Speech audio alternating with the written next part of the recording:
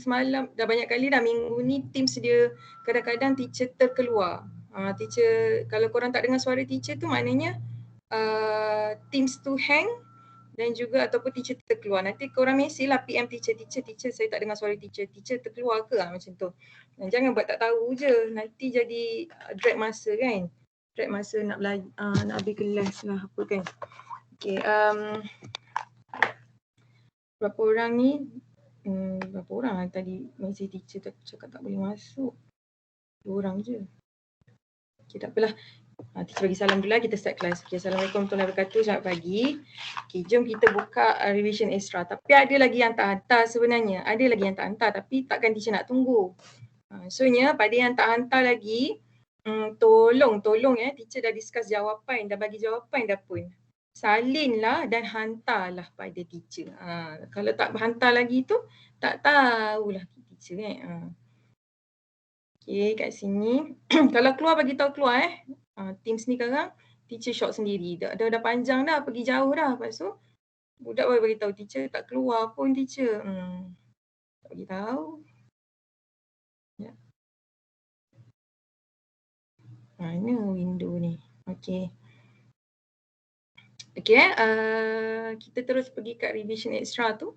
Siapa yang teacher bagi tahu awal siapa yang boleh buat soalan ni, insya-Allah masa exam dia boleh buat. Tidaklah keluar soalan ni tidaklah, tapi pattern sama. Kalau boleh buat ni maknanya dah bolehlah A dalam tangan tu kan. Okey So macam ni keluar tak? Kita cakap saja. Keluar Okey. Untuk exam hari ni, exam yang satu lagi minggu depan, minggu satu lagi tu kan. Teacher bagi tahu dah kan, yang keluarnya sampai SALT kan. Cuma SALT ni tak berat. Teacher bagi tahu macam itulah sebabnya kita tak masukkan yang pasal AC yang macam melibatkan preparations tu tak ada sebabnya semua cikgu tak sempat nak cover, nak tekankan part tu lah nasib baik lah kalau masuk juga pening lah juga kan nak cover juga Okay, then kat mana yang awak nak kena tackle kat sinilah, kat subtopik yang ini teacher bagi tahu kalau 6.1 ni dia banyak definition. Okay, definition nanti teacher pergi balik basicity ada ke? Basicity tengoklah, basicity ini 6.1, lepas tu users pun ada dalam subtopik ni. Properties, teacher tak bagi tahu apa yang masuk kan, tapi fokuslah yang subtopik ni. So nak scroll balik 6.2, 6.3, 6.4, 6.5 tu dilution tak silap teacher. Ke mana? 6.5 no, calculations kan. Yang kira concentration semua tu 6.6 dilution, yang 6.7 tu itu kena banyak jugalah fokus kan pasal neutralizations tu. Tu sebab soalan famous kat neutralizations tu. Lihat sini dulu. Okay, kita lihat sini dulu, kita tengok dulu soalan ni pasal apa. Mula-mula dapat soalan kan mestilah kita kena baca kan, takkanlah tidur pula tengok soalan kan. Tidurlah duduk rumah. Ni. Okay, pertama sekali kan, soalan ni dia dah bagi tahu dah awal-awal lagi. Awal-awal dia bagi tahu. Kalau tak dengar suara teacher terkeluar tau, nanti PM teacher terus. Okay, nombor 1 ni dia bagi tahu awal dah. Dia nak cakap pasal apa? Cakap pasal acidic properties. Acidic properties Okay, bila kata acidic properties, apa kita nak kena cakap? Yang ini teacher recall balik. Yang ini. Pergi kat 6.1, yang mana acidic properties tu? Yang inilah kan 6.1, acidic and alkali properties. Berkait dengan apa selalunya? Yang ini. Awak kena pergi balik kat sini. Yang tu. Inilah semua-semua ni Okay. Alright, so bila dia cakap acidic properties, teacher pergi satu-satu sikit lah. Okay, kalau lah ada soalan pasal definition, ada tapi teacher tak boleh nak cakap lah yang definition apa sebab dalam ni ada banyak kan. Ada pasal acid, boleh tanya pasal acid, boleh tanya pasal alkali, boleh tanya pasal apa itu strong acid, apa itu weak acid, apa itu strong alkali, apa itu weak alkali. Tu boleh keluar lah kan definition. Okay, kalau lah acid kan ataupun alkali, bila dia tanya definition, okey dengar bila dia tanya definition, okey, kejap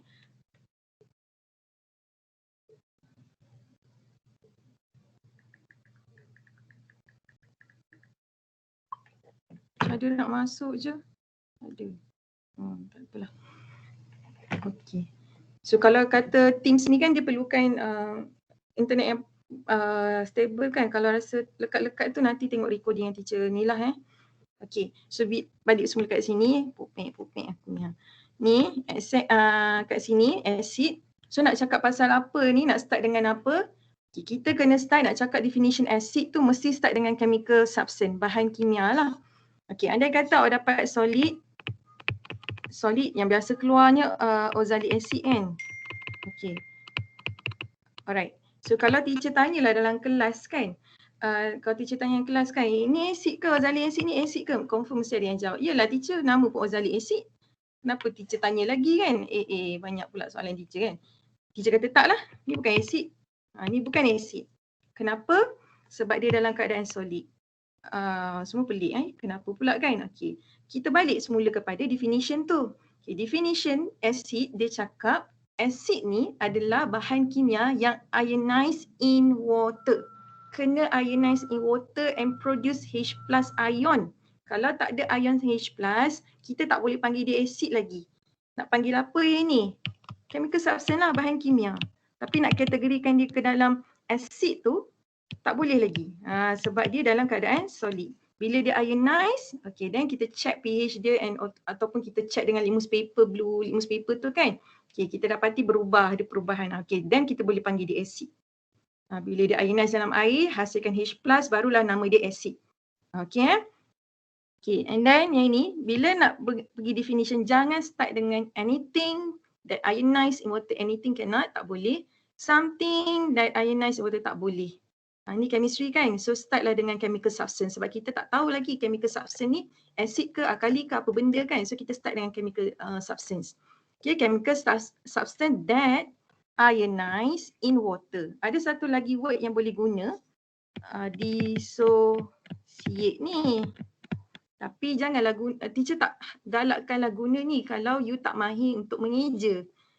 Kalau boleh confident tak apa. Kalau tertinggal S nanti sekarang jadi salah kan. So nak selamat ejalah ionize tu. Okay, chemical substance ionize in water, wajib ada. Jangan ionize saja. Dia nak ionize dalam apa kan? Dia nak pecah jadi ion dalam apa?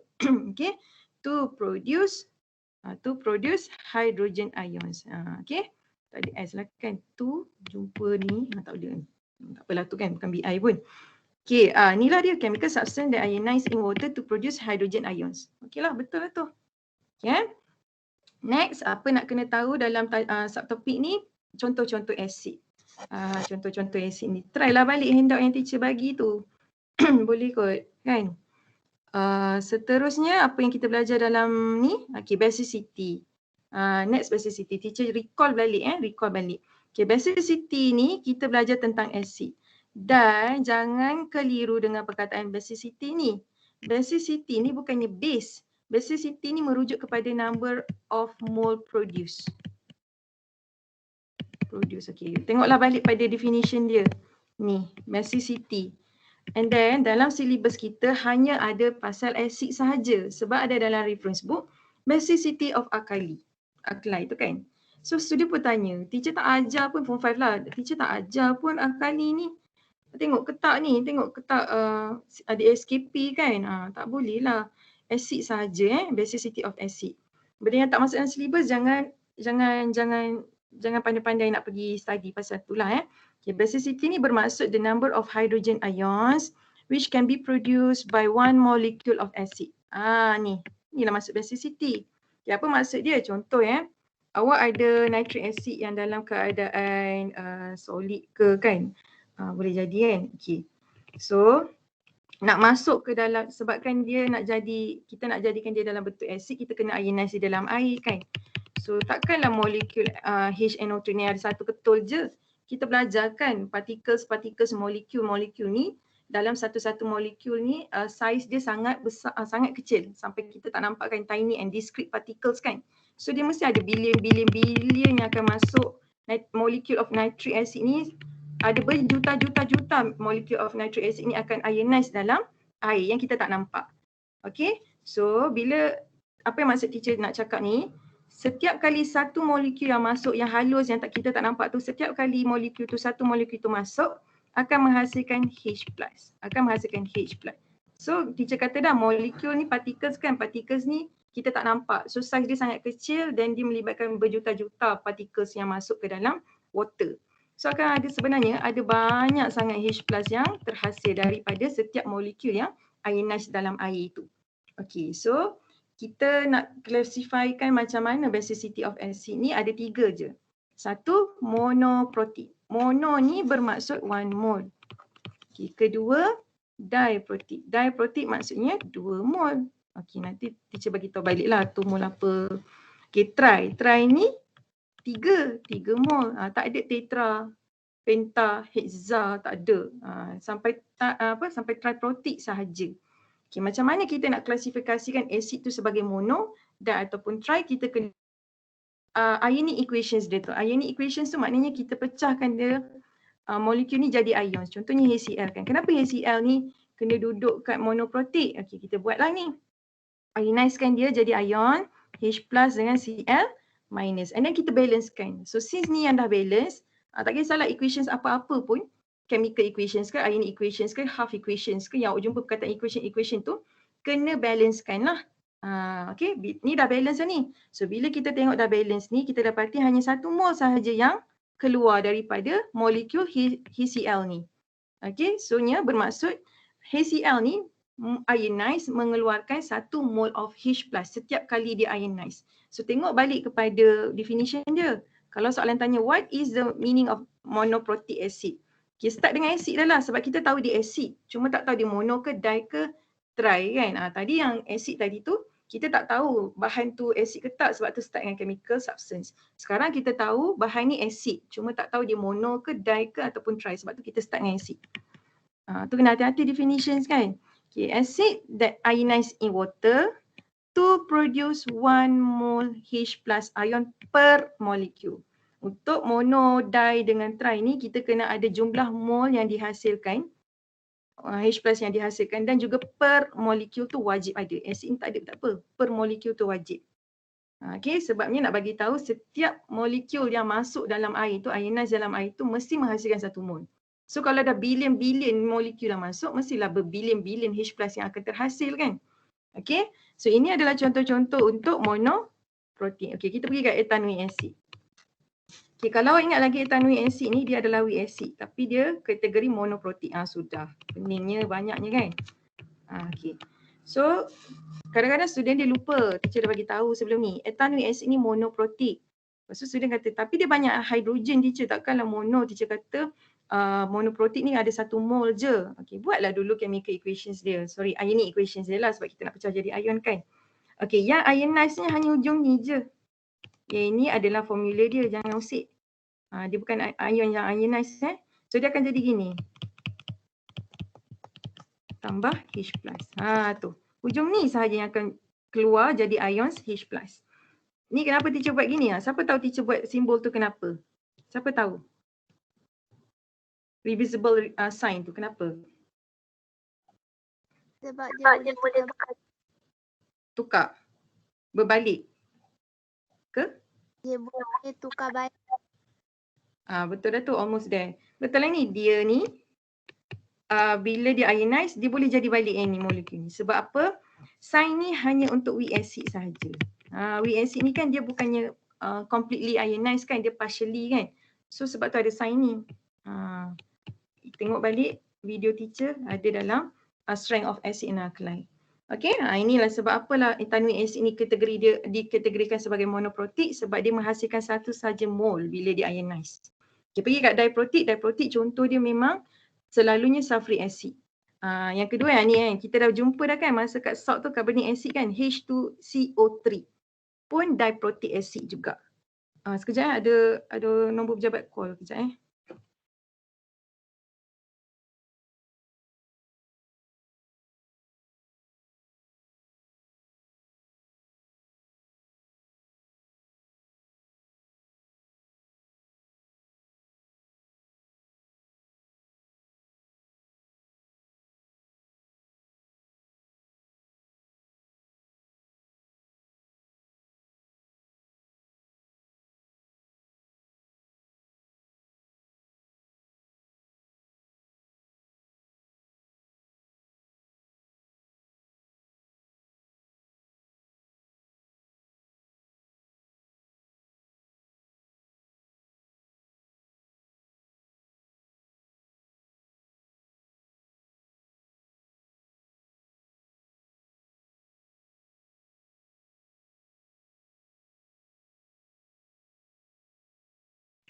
Sorry ada hal office sikit. Okay.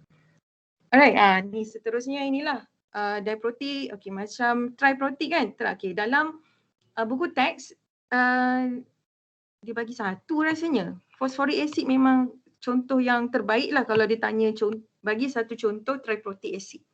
Sebab apa nama dia triprotic acid? Sebabnya dia ni menghasilkan 3 mol. Macam mana dapat 3 mol? Awak try dulu pecahkan dia jadi gini dulu. Ni cara nak buat ionic kan. Selalu student kata adalah susahnya, dia tak try lagi tu. Yang jadi susahnya bila dia tak ingat ni ion tu kan. Okay, so macam mana dapat 3 kat sini? Sebab kita balance kan. Tengok kat sini, sini ada hidrogen 3 kan. So kita tak 3. So yang PO4 ni memang satu je. Ini charge, jangan terkeliru. Ni kat depan ni satu je, so dia satu juga. So inilah yang dah balance. Bila dah balance, kita tengok berapa mol H plus yang dihasilkan. 3 mol. That's why nama dia triprotic. Kalau you rasa teacher laju sangat ke sebab revise benda yang dah belajar kan, tengok balik recording tu untuk study. Okay, ada soalan tak pasal basicity? Kalau dia tanya pasal basicity je, awak pergi cakap pasal monoprotic, diprotic dengan triprotic ni. Ada soalan tak? Okay ke? Tak ada lagi boleh follow lah kan. Kalau ada tanya je, malu ke pula. Okay, seterusnya. Okay, kita tadi ada acid. Lepas tu satu lagi alkali kan. Okay, tengok kat sini dia start dengan base. Okay, base ni bukanlah definition dia bukan yang ionized in water bla bla bla sebab base ni dia ada dua. Satu insoluble base. Tak larut dalam air. Satu yang larut dalam air, soluble base. Okay, yang kita panggil alkali ni adalah soluble base. Sebab kita nak ionize dalam air tu kan. Insoluble base ni dia tak ionize dalam air. Sebab itulah bila pergi pada definition dia, chemical substance that react with acid to produce salt and water. Alkali ni baru definition dia chemical substance that ionizes in water to produce hydroxide ions. Faham ya? Kita ulang, base ni dia ada dua jenis. Satu insoluble base, satu soluble base.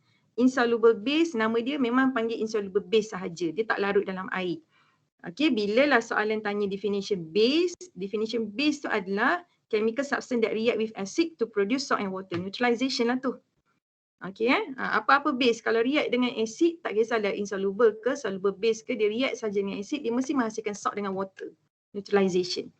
Okay, cuma apa yang kita panggil alkali, alkali ni hanyalah soluble base. Tak perlu nak hafal pun, tak ada dalam syllabus kena hafal insoluble base, tak payah. Okay, alkali ni lah yang baru awak buat definitions yang lebih kurang dengan acid tu sebab alkali ni yang boleh dissolve dalam air. Okay, so maksud dia adalah chemical substance which ionizes in water to produce hydroxide ions. Lebih kurang acid tapi ions dia yang berbeza lah. Satu H plus tadi kan. Yang ini pula hydroxide ions.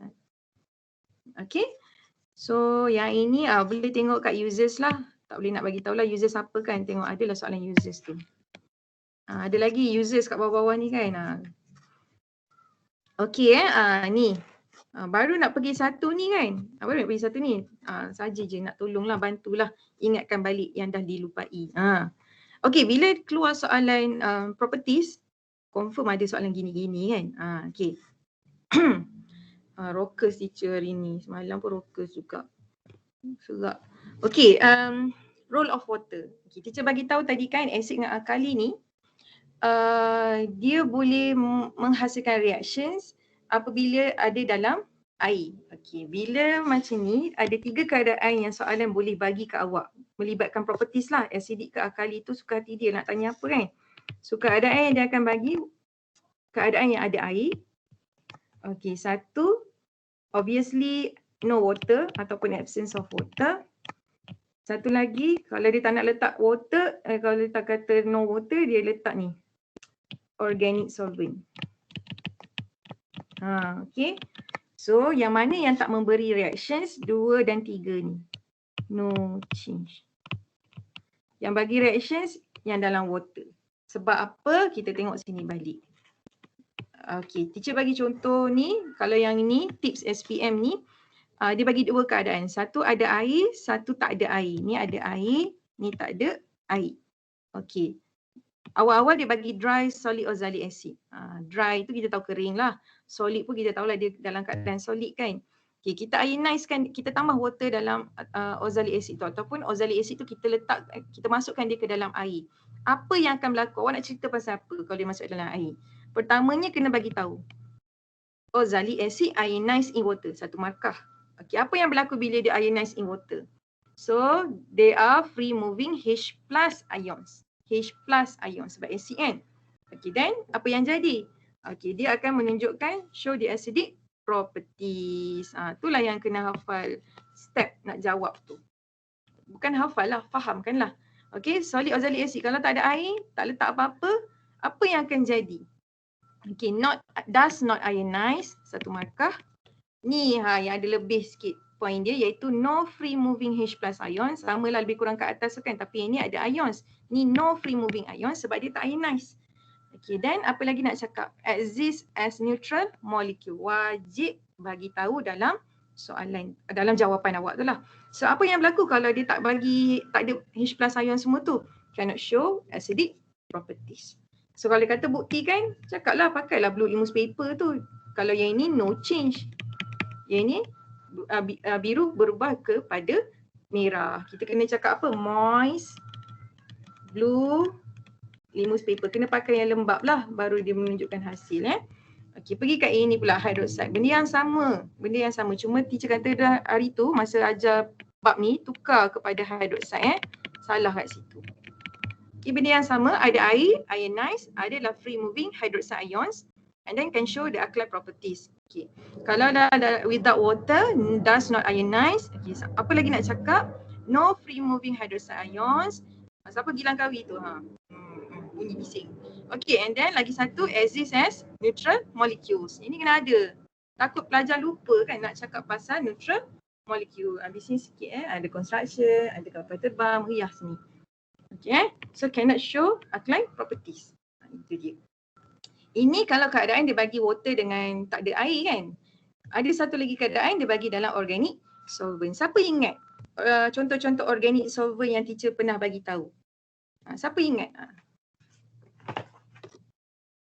Siapa ingat contoh-contoh organic solvent? Tak nak bagi tahu. Tetrachloromethyl. Adamnya. Okay. Lagi? Itu je. Methyl benzene. Methyl benzene. Siapakah itu? Aimi. Okey, betul.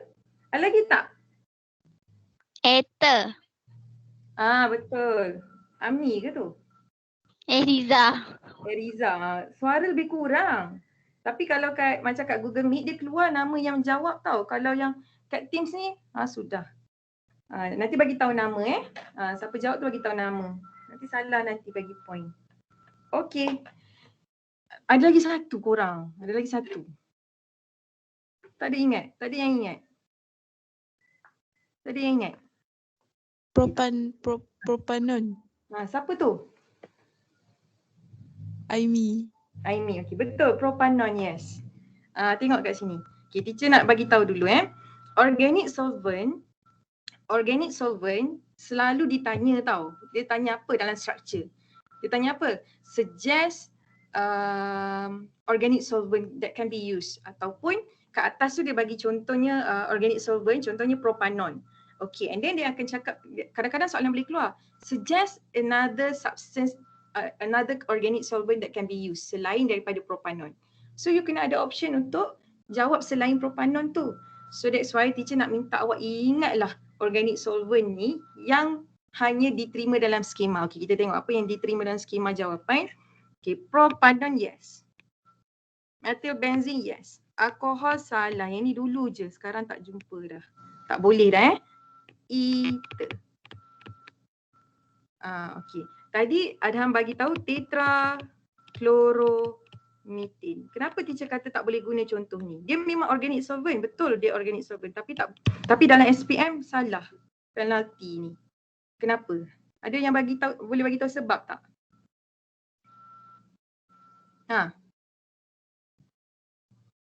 Sebab Tak tahu. cancer. Siapa itu? Amni. Sebut nama Teacher tak boleh nak tengok. Okey, betul. Sebab tetrachloromethin ni dululah zaman teacher belajar dulu boleh. Memang cikgu pun guna tetrachloromethin ni. Tapi soalan extra ni pakai tetrachloromethin kan? Salah sebenarnya, tak boleh pakai dah. Sebabnya kita tak boleh guna apa-apa yang kita tak pakai dalam lab. Okay, so take note kat sini, jangan bagi contoh tetrachloromethin. Walaupun dia memang organic solvent, tapi dalam SPM ni kita tak terima jawapan tu. Apa yang diterima 3 ni je. 3 ni saja. Okay, satu hal lagi, awak practice lah cara nak mengeja. Sebab dia ni scientific name. Okay, yang selalu orang salah nak eja methyl benzene. Dia kadang-kadang buat gini. Methyl benzene. Macam 2 perkataan kan salah. Methyl benzene dia hanya satu word saja, methyl benzene. Gabung je lah. Ada yang keliru kat sini kan. So practice lah. Okay, ether jalan selamat lah kalau awak nak eja. Propanon pun selamat juga lah. Depends lah pada awak. Practice lah 3 benda ni. Ejaan tu. Okay.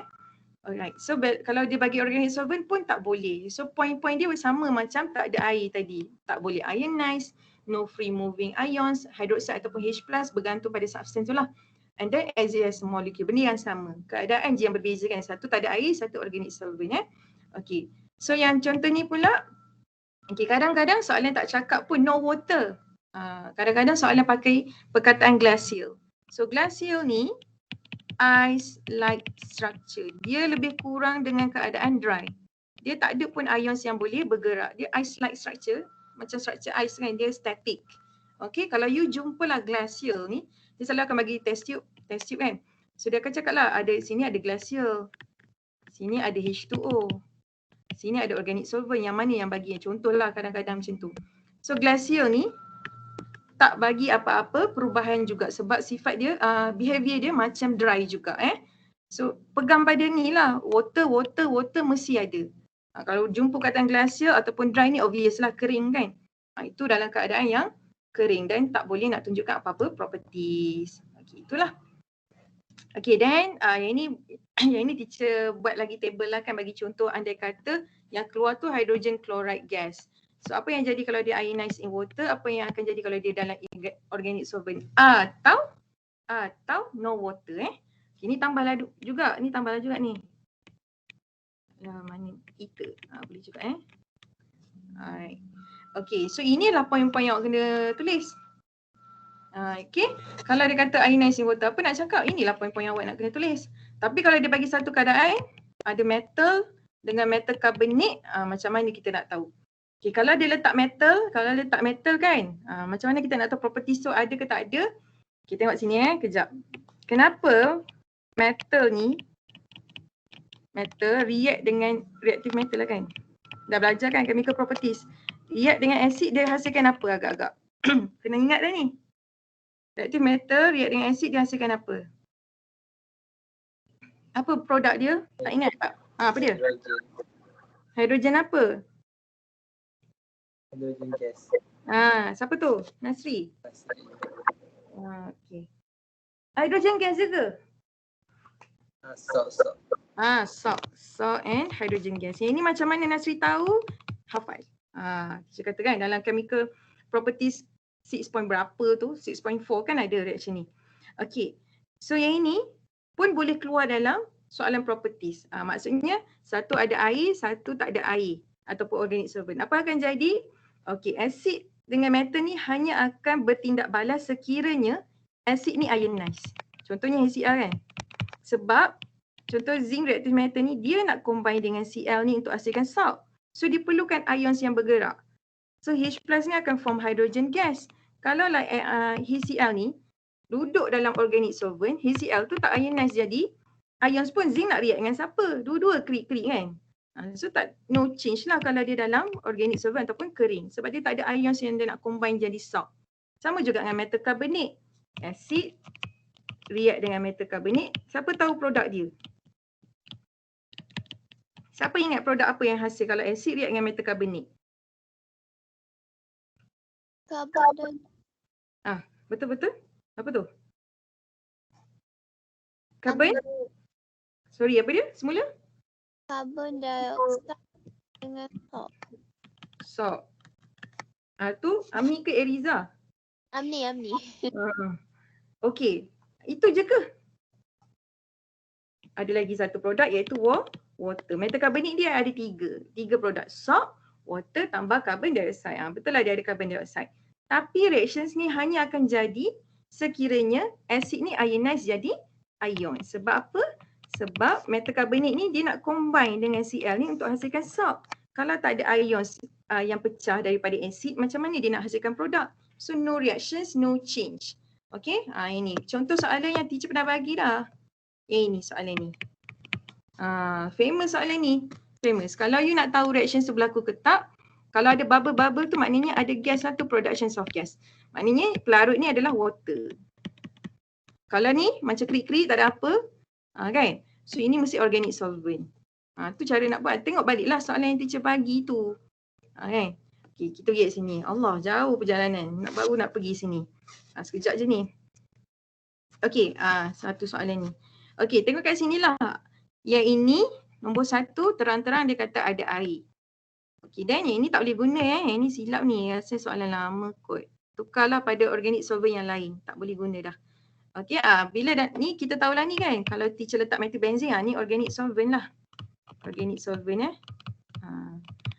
Okay, letak kalsium karbonat. Sepatutnya kalsium karbonat ni boleh bila dia react dengan asid, dia patut menghasilkan salt, water dengan carbon dioxide kan. So dia akan hasilkan carbon dioxide tu yang bubble-bubble gas tu, carbon dioxide. So tengok sini, HCl dalam bentuk gas kita panggil hydrogen chloride kan.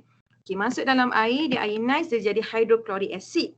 Okay, hydrochloric acid ni since dia ionize dalam air, dia boleh react dengan kalsium karbonat. That's why lah ada reactions yang menghasilkan salt. Salt apa? Salt mestilah kalsium chloride kan. Kalau awak tengok balik, kalsium chloride, water and carbon dioxide.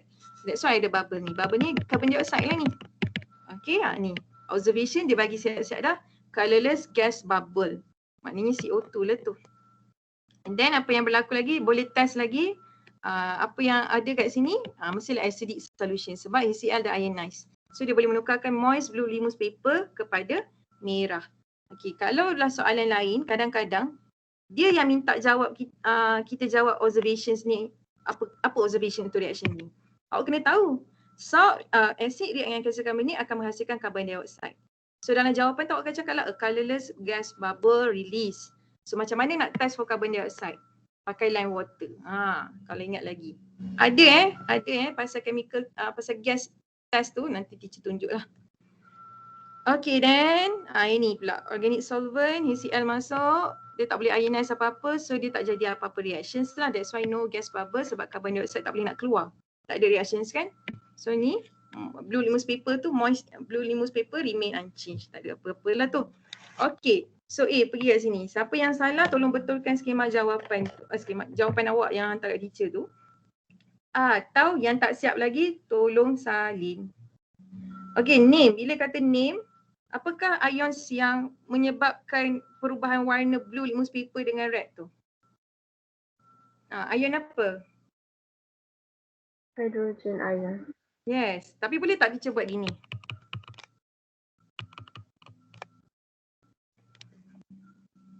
Betul ke tak? Betul tak? Tak. Kenapa tak? Sebab kena tulis. Sebab soalan dia tanya apa?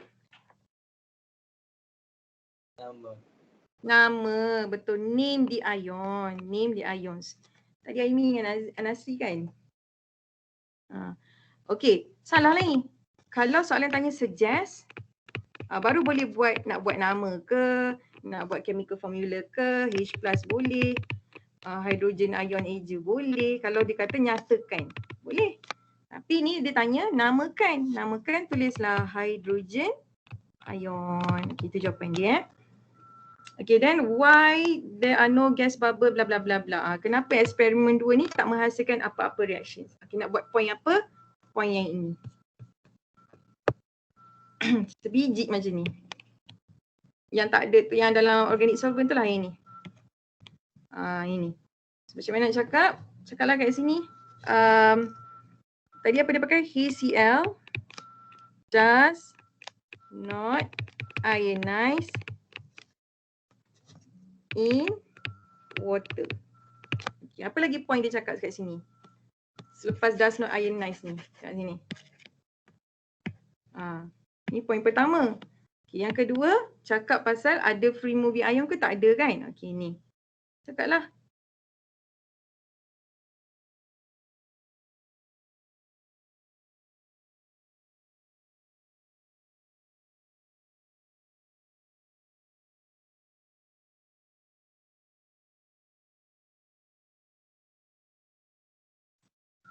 Terkeluar.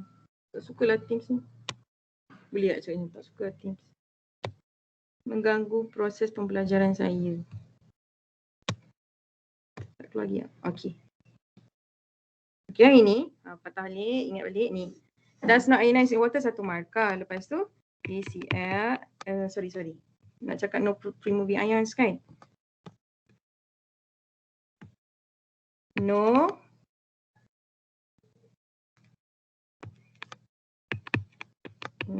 free moving H plus ions. And satu lagi apa?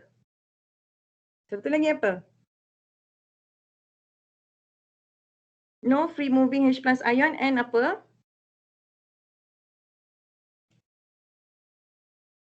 Korang ada tak? Salt. Bukan. Tengok pada ni balik kejap. Exists as neutral molecule. Betul. Suara siapa tu? Eriza. Eriza.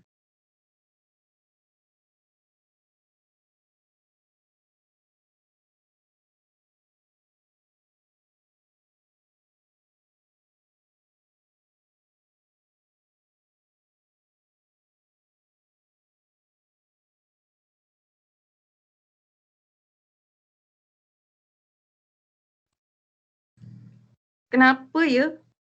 Kenapa semalam pun jadi macam ni Ni boleh menyebabkan mental health saya terjejas.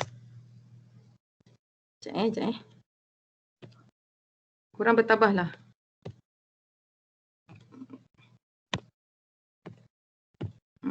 Okay.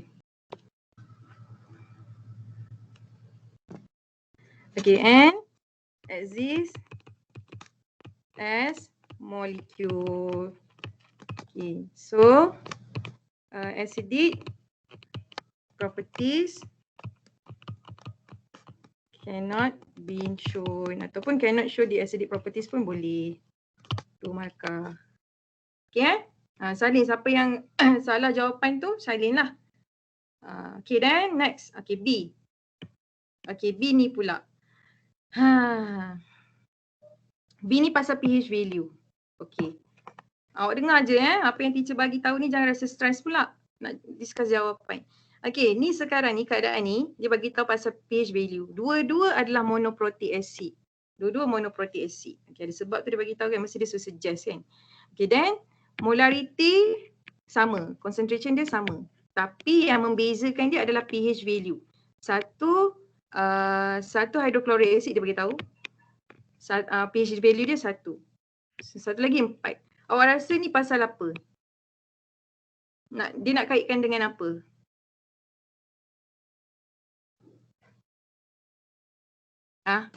Teacher. Teacher kat electrolysis tu ke? Bukan. Siapa kata? Kejap. Bukan. Oh, dia keluar yang tu Electrolysis tu form 5 punya. Oh, kenapa Teams? Keluar tak extra ni? Ini? Keluar teacher. Keluar. Bukan teacher Teams yang meroyan Teacher okey je. Tapi menyebabkan teacher stres seorang. Okey, B ni soalan dia tanya pasal monoprotic. Cakap pasal pH value dan disebut monoprotic. So concentration dia sama. Dia bagi sama tapi pH value dia berbeza. Okey, dia kata dah pH value 1 ni merujuk kepada HCl. HCl ni dia suruh kita teka lah tu apa benda. pH value dia 4. Awak rasa dia nak cerita pasal apa ni? Strong acid dengan weak acid. Betul, strong dengan weak acid. Kejap. Eriza ke Amni tu? Eliza. Okay. Stop. Amni dengan Riza buat soalan lain lah korang. Macam mana tu okay, betul. Macam Ini mana? Macam mana entahlah teacher. Fikir-fikirlah. Tak adalah. Tak apa. Nanti sebut jalan nama Okay ni. So pH value dia lain-lain kan. Tapi concentration dia sama. Dan juga dia kata ni dua-dua asid. Dua-dua asid. Tapi yang berbezanya adalah pH dia sahaja. Maknanya dia nak cakap tentang kekuatan asid tu lah. Sama ada dia strong acid ke ataupun dia weak acid. Kalau soalan tu bagi alkali, sama ada dia strong alkali ke ataupun weak alkali. Tapi beza dia macam ni. pH value kalau strong alkali dia mesti tinggi. Paling-paling sampai 14. Okay, kalau dia bagi 8, maknanya dia adalah weak alkali. So sekarang ni cerita kita pasal acid kan. So yang makin kecil pH value semakin dia kuat lah strong acid. So ini strong acid. Ini pula weak. Okay. So, nombor 1. Suggest acid L. Siapa weak acid yang awak tahu? Contoh-contoh weak acid yang awak tahu. Ethanoic acid. Teacher selalu bagi ethanoic acid. Ethanoic acid Okay, yang ini sebab dia kata suggest, awak boleh je, awak boleh, kalau awak tahulah chemical formula dia CH3COOH, tak ada masalah, boleh je. Mesti awak lebih pilih untuk eja kan. Atau boleh juga buat metanoic acid pun weak acid juga. Tapi macam mana dia punya ni chemical formula yang ini. Ni. So nak paling selamat eja lah kan. Sebab tak familiar lagi. Ini masa tajuk form 5 ni ada belajar pasal carbon compound, jumpa balik dia. Okay, then explain why the pH value of HCl ni lagi tinggi. Kita bila cakap pasal pH value strong dengan weak ni mesti kaitkan dengan concentration of H plus ions. Tengok kat mana soalan ni. Awak boleh rujuk kat nota teacher yang ini. Saya bagi tahu kat mana nak cari point Ni apa ni? Bukan ni pasal alkali. Merajuk dengan Teams ni. Lepas ni tak nak pakai ni. Sebab ramai yang tak join kan sebab nak pergi ni. Yang ini. Inilah dia strong acid dengan weak acid. So nak explain macam mana? Yang ini. Point nombor 1. Sebutlah HCl ionized completely in water. To produce apa? Point nombor 2. High concentration of H plus ions. Ni pakai degree of ionization ni kalau dalam acid bolehlah cakap kan sebab structure ni soalan dia tak banyak markah pun. Tengok pada markah dia. Tapi yang ini yang penting. Yang penting kita nak word completely kalau untuk strong acid dan juga high concentration tu. Okay, sebab tu pH value dia ni. And then last kali cakap pasal the higher the concentration of H plus, the lower the pH value. Jom kita jawab ini Okay, kenapa HCl tu sebiji-sebiji macam yang teacher bagi kat dalam nota tu. Cakap lah. Cakap ini. HCl dia berapa markah ni? 2 je. Okay, boleh cakap ni. HCl is a strong acid. Okay. Kalau dalam AC dia sampai 8 markah 6 markah kan awak kena sebut juga pasal acid L. Cakap lagi ni acid L is a weak acid. Macam tu. Ni sekarang ni teacher nak cakap pasal strong acid je boleh. Sebab dia 2 markah kan. Okay then. Tapi teacher bagi lengkap lah. Ni acid L is weak acid. Boleh lah. Okay. So baru pergi kat point tu. HCl ionized. Kalau bila strong acid, weak acid kena ada perkataan completely untuk strong. Completely ionized in water to produce high concentration of H plus. Lepas tu ceritalah pasal sebab takut nanti kadang dia skema jawapan dia kata compare kan. Tapi 2 markah je. Ni teacher bagilah ni markah. Betul lah tu. Okay, nak cakap pasal HCl pun boleh halang kan. Terbaliklah dengan dia.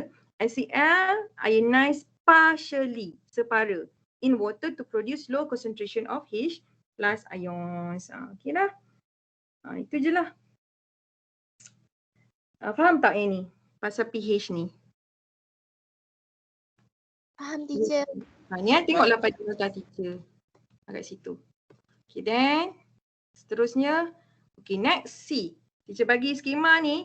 Okay C. Okay balance the chemical equations untuk reactions antara HCl dengan calcium carbonate. Supposedly Yang ini celah gigi. Tapi tak jadi celah gigi kalau you tak tahu produk dia. Okey, ni adalah metal karbonat dengan asid. So ini kan dah belajar. Metal karbonat salt plus water dengan CO2. Salt ni awak kena tahu apa dia. So sebabkan yang ni kan kita try dulu buat. Kita nak tahu dia salt apa kan. Kalsium karbonat tambahkan dengan HCl dapat, awak tak tahu lagi salt, awak tinggal dulu gitu. Ini wajib ada. Dalam setiap reaction mesti menghasilkan water dengan carbon dioxide. Cuma salt tu bergantung kepada reaktan apa kita pakai. Okay, ini adalah tengok sini kalsium chloride lah kan. Yang ni jadi gas, yang ni pun ni akan form jadi water. Macam tu. Kena praktis lah kalau tak tahu nak buat kan. Kalsium chloride adalah salt yang akan dihasilkan oleh reactions ni. Tapi nak tinggal macam tu je ke? Boleh tinggal macam tu tak? Tak boleh. Tak boleh. Kenapa? Tak balance. Tak balance. Yes. Bila chemical equations je selain produk dengan reaktan tu kena betul, balancing pun kena betul. So letak dua kat sini sebab sini ada satu Cl saja, sini 2 Cl kan. Kalau rasa tak reti lagi nak balance kan, patah balik pergi kat chapter 3. Okay, balancing equation always cara pemakaran dia mesti pertama dia 1 plus 1. 1 plus 1 ni 1, kalau reaktan dengan produk betul 1 markah. And then balancing betul 1 lagi markah. Kalau lah produk reaktan salah, balancing pun tak dapat markah. Kalau produk reaktan betul, balancing salah, dapat 1 markah. Macam tu. Okay, kalau nak dua-dua kena betul lah. Betul dua-dua lah kan. Okay dah, yang nombor 2 ni. Kenapa? Ada apa? Saya nak tanya. Boleh. Kalau produk tu tak ikut turutan tu tak apa ke? Boleh. Boleh. Kalau rasa macam nak buat CO2 dulu, H2O, lepas tu baru salt tak apa, okey je. Asalkan produk tu betul. Susunan apa, janganlah tiba-tiba hujung kertas ni tiba-tiba tu pelik. Bukan pelik pula kat situ kan, halusinasi pula produk tu. Macam ni. Ataupun tak kisah. Tapi pastikan salt tu awak dapatkan yang betul bergantung pada reaktan apa. Okey, dah terus pergi kat calculation. Okay, calculations ni siapa yang terus stoichiometry kan, bagilah apa-apa soalan stoichiometry mesti dia boleh buat. Kan, paling markah pun 3 ke 4 calculation. Okey, dalam SPM bukan satu je calculation stoichiometry tau, banyak. So awak bayangkanlah kalau 3 pun dah banyak markah boleh dapat kan. Okey, so pergi kat sini dia kata dia nak volume of carbon dioxide. Daripada reactions kat atas tu dia nak volume of carbon dioxide. Tapi info apa yang dia bagi? Dia bagi tentang kalsium sahaja kan, kalsium karbonat. Tapi nak tahu pasal carbon dioxide macam mana? Pertama sekali awak buat dulu chemical equations dia CO3 tambah HCl dapat CaCl2 tambah H2O tambah CO2. Okay. Kalau boleh, kalau siapa yang follow step teacher confirm lah boleh buat, tak tipu. Okay, soalan bagi information tentang kalsium karbonat. So tulislah kat bawah tu. Okay, dia bagi kita mass 1.0 gram. Okay, bila tahu mass, automatically awak kena kira molar mass sebab kita boleh kira sendiri. Dia bagi awak ni. Cuma SPM akan datang ni format dia tak bagi bawah ni dah. Dia bagi periodic table terus kat belakang. Kena carilah mass dia. Okay, so kira-kira dapat 100. Teacher kira dah. Okay, sekali lagi teacher ingatkan molar mass wajib ambil chemical formula sahaja. Benda tu akan jadi keliru kalau yang ni ada 2 kat depan. Contohlah dia bagi information tentang HCl kan. Awak nak kira molar mass. Kadang-kadang student pergi kira 2 darab H, 2 darab Cl. Salah. Molar mass kena ambil chemical formula sahaja. HCl tu 2 ni untuk mole ratio, balancing. Mole ratio, balancing. Molar mass tak boleh. Ingat sebab tu sini kebetulan 1 kan. Sebab tu tak selamatlah kat sini. Kalau kat sini ada tu yang darab dengan 2 tu salah. Chemical formula sahaja Okay dah. Inilah chemical formula nama dia ni. Kan tak tahu apa dah. Ni. Okay then soalan ni information saya bagi ni. Okay then dia nak tanya volume of carbon dioxide. Ini yang dia nak tahu volume. So kuantiti kita adalah kalsium karbonat dan juga carbon dioxide. Bila dalam calculation hanya libatkan kalsium karbonat dengan karbon dioksida je, yang lain-lain tu abaikan. Okay, so pertama sekali, step pertama sama, benda yang sama. Mesti kita kira number of mole information yang kita dapat tu. Sebab daripada information tu memang cukup untuk kita kira number of mole. So pakai mass over molar mass tu Dapatlah 100.0 bahagi 100 gram per mole. Dapat berapa 0.01 mole. Okay. So dah dapat ini, step yang kedua memang wajib lah kan. Lepas pada kiraan mole tu mesti mole ratio antara dua kuantiti tadi, iaitu kalsium karbonat yang dia bagi dalam soalan, information yang dia bagi dalam soalan, dan juga apa yang dia tanya, iaitu CO2. Sebab kita nak dapatkan number of mole CO2 kan. Bila kita tahu number of mole, macam-macam kita tahu. Volume kita tahu, mass kita boleh tahu sebab kita ada formula kita kan. Nak kira mole tu kan. Ini. So seterusnya kalau mole ratio, step seterusnya selepas kita listkan kuantiti tu, kita tengok pada ini baru nak start guna nombor depan-depan ni. Untuk mole ratio perbandingan 1 dengan 1. Next step, isikanlah number of mole yang kita dah kira kat atas tu dan juga X. Maknanya mole CaCO3 ni ratio dia 1 dengan carbon dioxide. So X ni sama je lah kan. Kalau you tak darab pun you tahu ni. X tu 0.01 lah sebab nisbah dia 1:1. So ini X ni merujuk kepada number of mole of CO2. Okay, then dah dapat number of mole CO2, yes, you boleh cari mass, you boleh cari volume. Tapi dalam sekarang ni, dalam soalan ni dia tanya pasal volume. So boleh cari pakai number of mole and V over molar volume. Molar volume dia bagi dalam soalan yang ini. Room condition ataupun standard tu kan, STP kan. So ni room condition, guna je lah itu. So nak cari volume, number of mole darab dengan molar volume. So 0.01 mol darab dengan 24 dapatlah 0.24 dm3. Siapa yang salah tolong betulkan Hantar dah bagi jawapan yang hantar. Okey. Macam ni, tinggal macam tu je. Wajib ada unit. Kalau dalam calculation tak letak unit kan, nak buat 1/0 bagi 100 saja boleh, tak ada masalah. Bla bla bla bla, tapi final answer yang kita nak tengok tu mesti ada unit. Jawapan betul tak ada unit salah jawapan salah ada unit lagilah salah kan, jawapan dah salah. So kena jawapan dengan unit yang betul baru dapat markah. Okey, andai kata soalan tanya awak find volume in cm cube.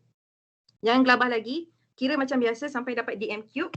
Final answer baru kena darab dengan 1000 untuk tukar kepada cm cube. Sekiranya soalan tanya pasal volume in cm cube. Ni sekarang dia tak tanya apa-apa kan, so bebaslah nak buat dalam dm cube ke cm cube ke suka hati.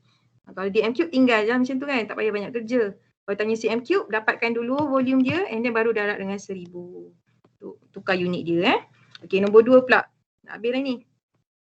Nombor 2 pula. Tolong fahamkan yang ini Tolong fahamkan yang ini. Okey, ini adalah metod apa? Titration. Titration. Untuk menghasilkan reaction apa? Neutralization. Okey. Dengar sini kalau soalan tanya, kalau nampak burette dengan conical flask tu mesti titration. Okey, dia ada dua benda yang soalan suka tanya. Name the method. Name method. Tahu dia tanya name the reaction. Jangan tertukar. Method kaedah. Kaedah apa? Titration method. Kalau reaction apa, tindak balas apa yang dibuat ni dalam eksperimen ni? Neutralization reaction. Take note Okay, so obviously soalan pertama ni dia tanya pasal reaction. Name. Neutralization reaction. Kalau neutralization tinggal gitu pun kita terima je. Sebab itu memang reaction. Okay, dan ini. Aduh, kalau tak boleh buat ni tak tahulah, free je kan sebenarnya markah ni. Ni antara HCl dengan siapakah tu? Sodium hydroxide. Balas HCl tambah sodium hydroxide. Dapatlah NaCl tambah water. Sebab ni neutralization acid react dengan alkali ataupun base, dapatlah salt dengan water. So balance lah kan. Balance lah ni. So dapatlah 1 dengan 1. 2 markah. Okey, pergi kat color change. Color change ni tolong pergi kat tengok kat phenolphthalein Kat sini hantar teacher ada. phenolphthalein. Sebab methyl orange kita jarang guna as a indicator sebabnya perbezaan warna tu tak ketara. Dia kalau yang jadi asid warna merah, tak nampak sangat. Lepas tu yellow, orange, tak nampak lah kan. Yang buta warna macam mana? Boleh fikirkan tak untuk yang buta warna? Tak tahu. So phenolphthalein ni kalau colourless dengan purple kan, so nampak jelas ni.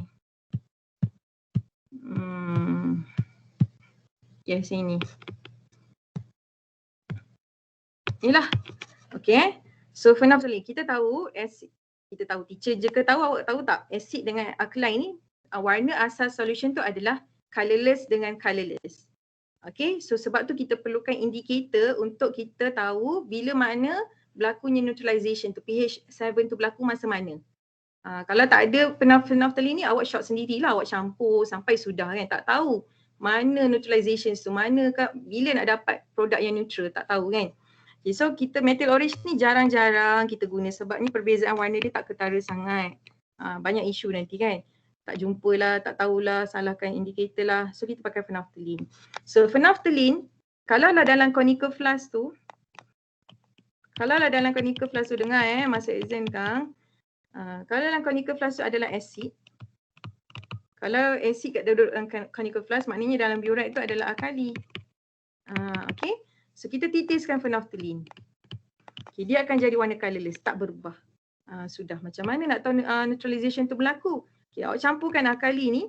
Untuk kita tahu neutralization tu berlaku ke tak berlaku, dia akan berubah menjadi warna pink, light pink. Light pink So kalau soalan tanya colour change, mestilah awak jawab colourless to pink. Kalau acid duduk dalam conical flask, sebabnya awal-awal ni warna colourless. So bila kita campur alkali masuk dalam ni, dia akan jadi pink, light pink tu yang kita nak. So stop titration. Okay, andai kata dalam conical flask tu ada alkali. Alkali colourless. Kita pun dropkan phenolphthalein. Dia akan jadi warna pink. Tengok sini. Phenolphthalein masuk dalam alkali jadi warna pink. So acid pun masuk. So bila masa kita nak tahu neutralization tu berlaku, apabila pink ni berubah jadi colourless. At the first moment yang dia berubah jadi warna colourless tu, stop titration So kalau soalan tanya what is the colour change for the reaction, so cakaplah pink tu colourless. Kalau alkali dia duduk dalam conical flask. So tengok balik ni benda dah belajar ni, kalau rasa tak ingat tu start tu tak faham lah tu masa belajar tu kan. Kita tengok kat sini, apakah yang ada duduk dalam conical flask dengan biorite? So HCl duduk dalam biorite. So conical flask duduk, alkali duduk dalam conical flask, tambah phenolphthalein, that's why ni akan jadi warna pink. Ni kena tahu ni, dia tak bagi tahu dalam soalan Okay, pink. Okay, so dia tanya, state the colour change of the solution in the conical flask when the end point of titration is reached. Cakaplah pink colour turns to colourless. Ni kena tahu. Kalau sebab apa ni pink colourless, sebab alkali duduk dalam conical flask. Bila ada phenolphthalein jadi warna pink. So nak tahu titration tu berlaku, dia pink akan jadi colourless. Kalau acid duduk dalam conical flask, colourless to pink.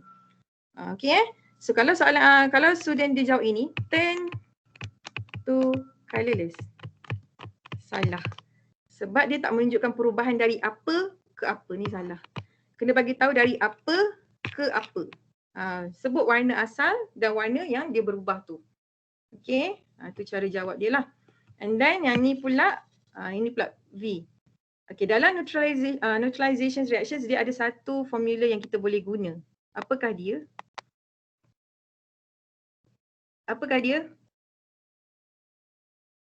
Formula dia? Formula dalam ni reaction ni. Tidur dah ke? M per V. M?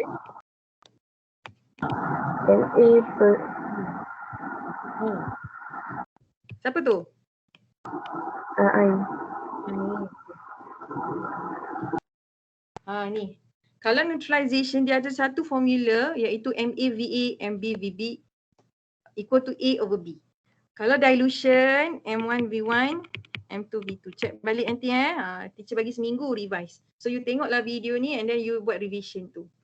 Okay, sebab tu teacher buat minggu ni juga.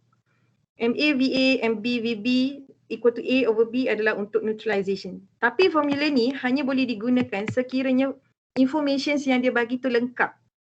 Lengkap dengan volumenya, dia akan ada satu unknown saja yang diminta kita cari. Yang lain dia bagi.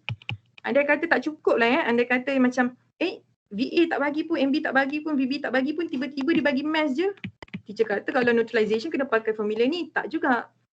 Formula ni sesuai digunakan kalau dia ada satu unknown, yang lain ni information dia bagi. Kalau yang dia tak bagi tu tak cukup tak cukup info untuk kita gunakan MAVA ni, MAVA ni.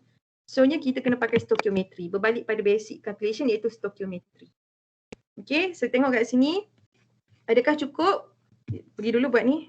Nak buat calculation mesti kena ada equations Buat dulu ni.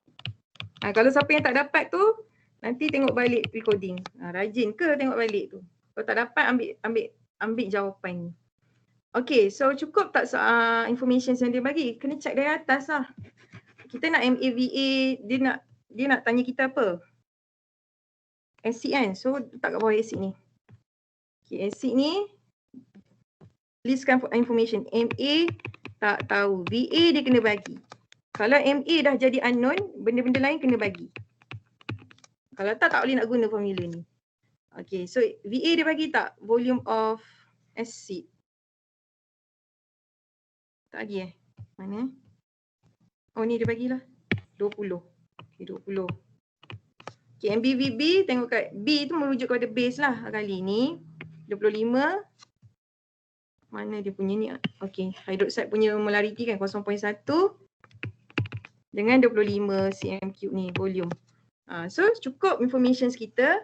Kita boleh gunalah formula ni. A dengan B ni merujuk kepada coefficient number. Kalau you tak reti balance, calculation ni jadi salah sebab A dengan B bergantung kepada balancing tu. A merujuk pada acid, B merujuk kepada coefficient untuk B akalilah. Jom pakai. Jom kira. Ni tak boleh nak rest Kena terus sebab tadi dah lewat start. Okay, A over B. A ni 1 sebab tak ada apa-apa kat depan HCl kan 1. B 1 juga, 1 over 1. Jangan pergi buat MA20, betul lah ni. 0.1, ni betul ni. Dia tahu 1 over 1 dia pergi buat 1. Kita tahu awak teorem math 1 over 1 memang 1. Tapi dalam kimia awak kena tunjukkan awak substitute masuk value tu 1 over 1. Jangan pergi buat macam 1 ni terus. Salah masukkan macam tu. Dan kiralah MA bla bla bla, awak kiralah macam maths tu akan dapat 0.125 mol per dm3. Wajib ada unit. Kalau tak tahu, tak pasti concentration unit dia apa, carilah, geledah lah soalan tu. Ni dia bagi dah unit untuk concentration mol per dm3. Kita jawapan dia. Kalau tak dapat jawapan yang sama, check baliklah jawapan teacher ni. Okay, B ni teacher bagi sekali cepat je lah. Okay, B ni dia bagi tentang strong acid. Okay, strong acid. Siapa yang dah jam tu, dengar je. Nanti tengok video. Okay, strong acid. Kepekatan sama. Dua-dua strong acid kepekatan sama tapi volume berbeza. Yang ni, Y ni double. Dia nak cakap pasal apa ni kan. Okay, tengok sini. Volume. Ni concentration M, volume. Kalau darab 2 ni dapat number of mole kan. Okay, maknanya X ni kalau dapat 0.5 darab V akan dapat 0.5 V. Number of mole. Kalau Y ni 0.5 darab 2 dapat N dia adalah double. Sebabnya apa? Volume tak tahu kan? Sebabnya dia 2 kali ganda. Dia nak cakap pasal apa ni? Dia sebenarnya ni soalan melibatkan basicity. Sebab dia kata dah dua-dua strong acid. Dia tak bagi pasal pH pun. pH value 1, 2 tak ada. So dia bukan pasal strength lah. Bukan pasal strong, bukan pasal weak, tak ada kaitan. Ini yang student akan start ni selalunya. Tak tahu nak kaitkan dengan apa dah. Banyak dah aku apply kan. Ni adalah basicity. Sama ada dia diprotic ataupun monoprotic. Kita tengok sini jawapan dia. Identify acid X. Acid X ni monoprotic. Sebabnya ni perbandingan ni. 1 ni 2 kali ganda. Ni mesti diprotic. Siapa tak faham tu tengok balik lah. Ataupun dia let it go macam tu kan. So X ni apa-apa yang sesuai sebagai monoprotic adalah HCl dengan nitric acid sahaja. Kenapa teacher kata ethanoic acid salah? Sebab dia kata kat sini strong acid. Ethanoic acid adalah weak acid. Ni memang soalan level trial. Tak ada keluar soalan macam ni kan lagi. Tak keluar lagi lah untuk awak. Lebih kurang tu ada. Okay, ni je jawapan yang betul. So why? Why diprotic H2SO4? Strong acid. Buat carbonic acid? Salah. Carbonic acid is weak acid. Dia kata dah kat atas tu strong acid. Okay, ambil je lah jawapan tu dulu. So nombor 3 AC sebab 6 markah. Yang ni teacher kata dah tolong buat. Mana nak cari point tu, cari point kat handout teacher yang pasal pH tu. Ni kod. Ini. Ni sebab dia apa? Sebab dia bagi pH dia berbeza. Sebiji kan soalan kan. Cuma pH value dia 4, 1 dengan 5. Okay so salin je lah jawapan ni tapi ikutlah apa yang dia bagi tahu tu. Acid A. Tapi dia kata name kan. Bagi tahu dulu A ni apa? A ni bagi contoh strong acid. Bagilah HCl ke B ethanoic acid kan. Kalau takut nak buat simbol A je. So ni pun nak bagi cantik A je juga lah. Kalau takut nak buat simbol dia kan. CH3COOH. Dan ceritalah pasal siapa partially, siapa completely, siapa high concentration, siapa low concentration. And then last kali cakap ni. Dapat markah. Kalau essay memang kena lengkap. Okay. So itu sahaja untuk exam ya. Kalau rasa macam sebab minggu depan teacher dah masuk satu topik lain kan. So revision you tengok yang ini sajalah. Kalau sebab minggu depan teacher tak revise lah. Yang lain-lain tu study sendirilah. Okay, ada soalan tak? Ada soalan ke? Ada. Tak ada. Ingat ada tu. Satu lagi saya nak bagi tahu users. Kat mana users? Carilah users of alkali ke, users of acid ke, users yang dalam neutralizations ke, ada ke? Ada tak pasal users? Tengok apa-apa users baca. Okay. Itu saja untuk kelas hari ini. Siapa boleh buat extra ni, dia faham revision extra ni, insyaAllah dia boleh jawab exam yang akan datang Okay, thank you. Ya. Nak tengok jawapan yang 1B tu. Yang atas-atas. 1B.